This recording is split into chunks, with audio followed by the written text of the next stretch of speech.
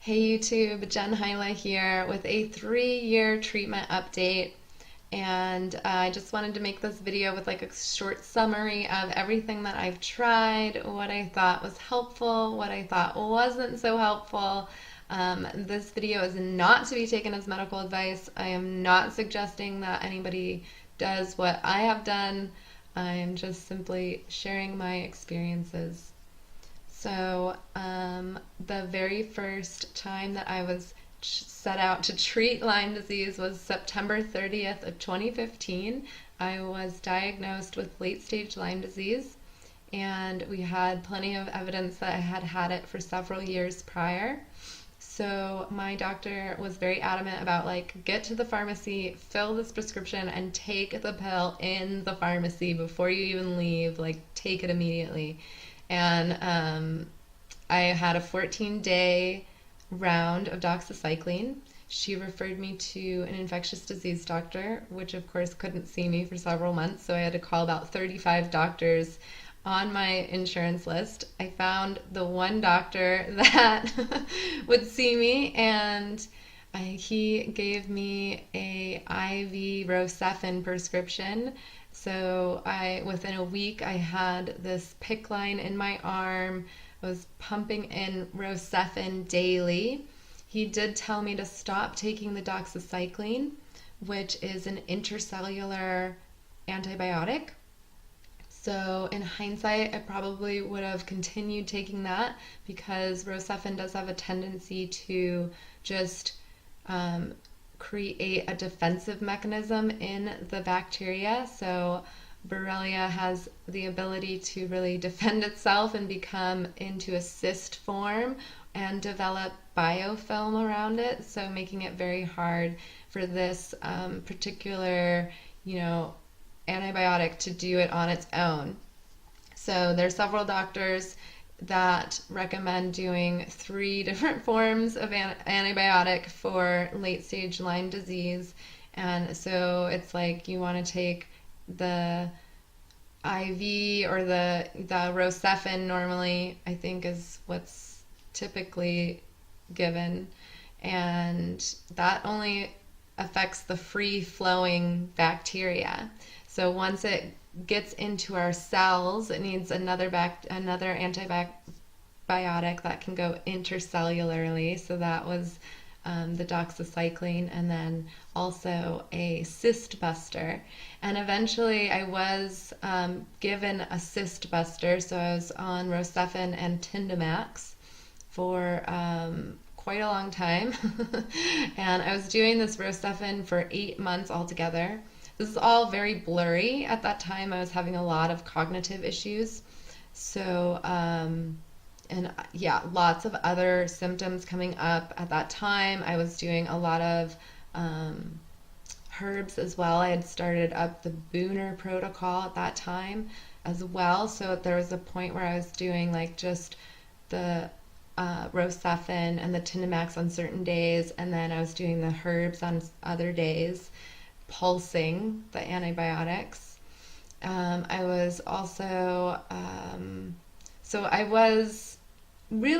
got a little bit better. So when I first started doing the Rocephin, I really did get a lot better within the first week or so, because I was I lost the feeling in my hands and feet. And by the time, that I was starting the IV, I had already lost feeling in my legs, and it was spreading up my arms. So it was really scary. I was having a lot of problems cognitively. I was having problems reading. I was having problems with my vision. I was having emotional issues. I was having just about everything you could name out of the Lyme book was happening. And within that first couple weeks of the IV Rocephin, I did get the feeling back in my hands and feet, and I was getting a lot more, I was able to move around a lot more than I was prior to that. So moving forward, I was looking for something else because I was on all these antibiotics and I was having all these crazy symptoms popping up, and really awful gut symptoms at this point. I had already had issues prior to even starting any of the antibiotics. So I was really worried about getting C. diff. So I was looking into all these other, alternative medicines, and I stumbled upon IV ozone. I was also talked into doing IV peroxide at one point. Those things really, I spent a lot of money on that, and I really don't think that panned out much for me at all. I got like a flu, the Herx symptoms of like swollen glands and stuff the first few times that I did it, but then, nothing. So didn't really see any benefit of doing that. It was really expensive, and I stopped doing that. So then at this point, and I was still doing the Booner protocol as well. And I think at this point I had picked up this book, and I was just really I was looking outside the box, and I was looking for ways the body heals itself. And so I actually stumbled upon this book called 10% Human. It's about how we are actually only 10% human. We have, for every one human cell, there's 9 other cells. There's other stuff. So it was really interesting. I picked this book up, and the very first page is like, hey, I was inspired to write this book because of a tick bite. And I was like, oh my God, I was inspired to read this book because of a tick bite. So I just fell in love with the book, and it really did inspire me to alternate and switch up the way that I was treating. Instead of just kill the bacteria, I started doing like, hey, I'm going to rebuild. I'm going to focus on how the body heals itself. And so I decided to get my PICC line pulled at this point. I had had it for 8 months. I was getting concerned about infection and all of the things that can happen with that. And I just decided to get it pulled. I got it pulled out. I quit all antibiotics for 4 months, and could quickly tell that was not a great idea at that time. So I found the Cowden protocol at this time, which is herbs in a tincture form. And I didn't really see a lot of benefit from that until about the 4th or 5th month, maybe even the 6th month. And then I got a big increase in energy. I was starting to feel a little bit better. My headaches were getting less and less, and my cognitive function was coming back. And I was able to drive again. Like, I was doing pretty good. Then, unfortunately, I got into a car accident at that time. So got into a car accident, and after that, it was really, I had a big flare in all of my symptoms, and I continued on the Cowden protocol, but it started getting different. Like, I was getting reactions that weren't Herxheimer reactions anymore. They were happening so fast that I eventually figured out it was a histamine response. So I started having histamine response to the herbs, either the herbs themselves or just the alcohol in the herbs. But I had to ditch the Cowden protocol.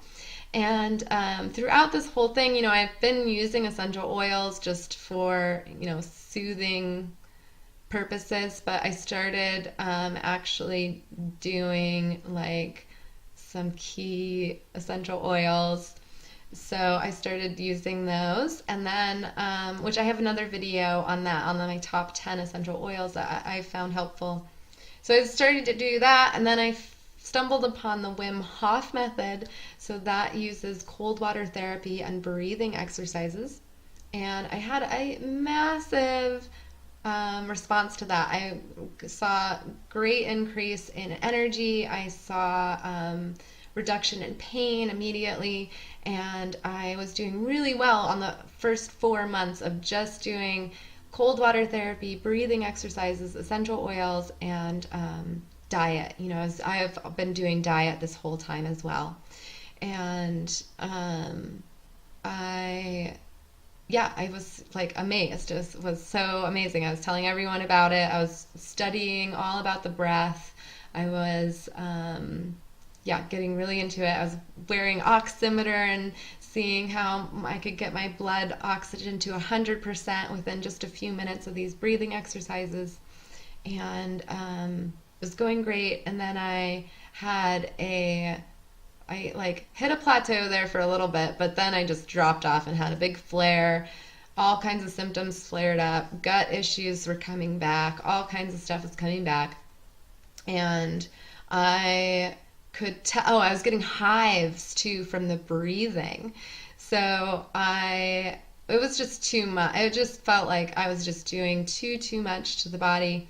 And I started, I was already reading all these books about breathing and the breath, and I started researching more into the ancient study of breath called pranayama, and that's actually the basis of all yoga. Yoga was developed so that the ancient rishis could like stretch and open their body so that they could sit in meditation and breath work for longer periods of time.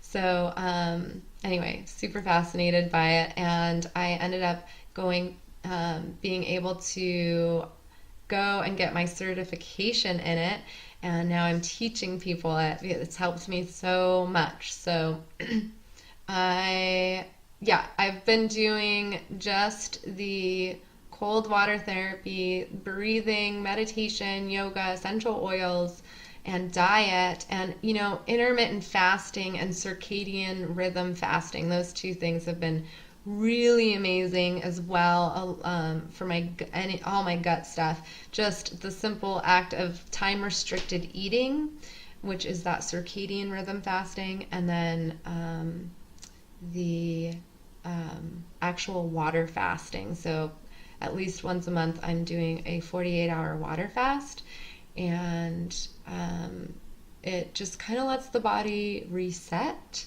So there's lots of interesting studies done on fasting, and I encourage you to check that out. I think I did another video on here called Intermittent Fasting Game Changer or something, talking about my experience with that. So that was everything, well, not everything, but that was most of what I've done this past 3 years for the treatment of late stage Lyme disease. I mean, I left out a lot of stuff because I was prescribed like a whole shoebox full of prescription medicines for like headaches and antacids and antidepressants and schwaz, whatever, right? So I left all that stuff out. These were just like the big things I think that have had, left an impression on me anyway. So that was my 3-year treatment update, guys. Thanks so much for watching. Please hit subscribe. I'm going to continue putting up videos. And if you're interested in learning more about the breath work and stuff and the essential oils that I use, I actually have a Facebook group called Essential Oils and Breathwork, where I offer free classes every Wednesday. So the link will be in the description here. And reach out with any questions. Thanks for watching, you guys. And until next time, be well.